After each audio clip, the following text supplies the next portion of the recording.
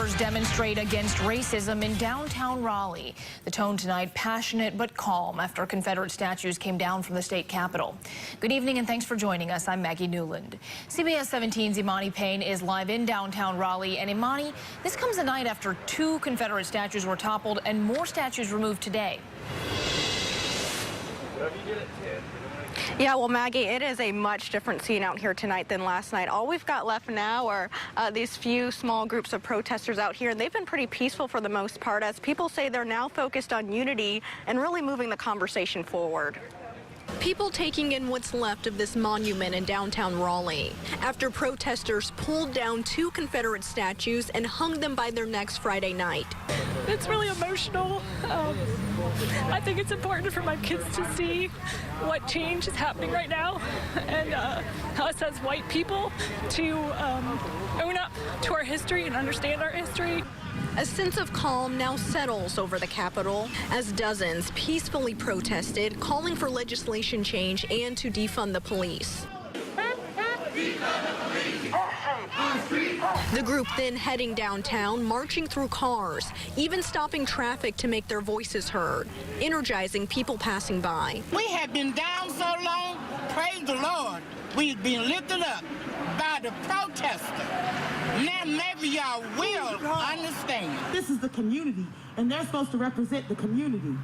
Then come out here and hear us. The demonstration ending at Nash Square, where organizers vowed to keep the momentum going, saying they'll be back every night until real change happens. Again, very peaceful out here tonight. There were some officers out here blocking traffic, but really nothing much more than that. Now, the group says they will be back out here tomorrow evening for a candlelight vigil. For now, we're live in downtown Raleigh. Imani Payne, CBS 17 News. All right, thank you, Imani. Meanwhile, Governor Roy Cooper issued a statement today explaining why he ordered more Confederate monuments removed. The governor said monuments to white supremacy don't belong in places of allegiance. He added if the legislature had repealed their 2015 law that puts up legal roadblocks to removal, quote, we could have avoided the dangerous incidents of last night. Some community members say it should have happened sooner, while others aren't sure it was the right thing to do. Now that it's torn down, what do you look at to show the disruption that was in the lives of people so many years ago? The only thing that's concerning to me is why did it take for the citizens to actually pull these Confederate monuments down for you to finally step up and say, we're going to take these before they destroy them?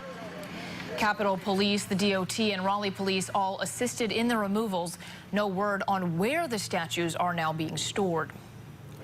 The spokesperson for the State Department of Public Safety revealed several officers were hurt Friday night when they tried to stop protesters from pulling the statues down. Pamela Walker says after preventing the initial attempt to remove a statue, officers remained on the grounds to maintain public safety. Walker tells us one officer suffered a fractured wrist, another had to be treated for a cut to the hand, and a third had some kind of liquid thrown in their face. One person was arrested and charged on multiple counts, including assault on a law enforcement officer.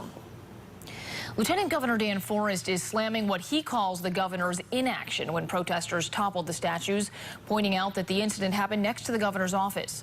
Forrest, who is running against Roy Cooper, went on to say, quote, when our elected leaders turn a blind eye to chaos, destruction, and disorder, society begins to unravel, end quote.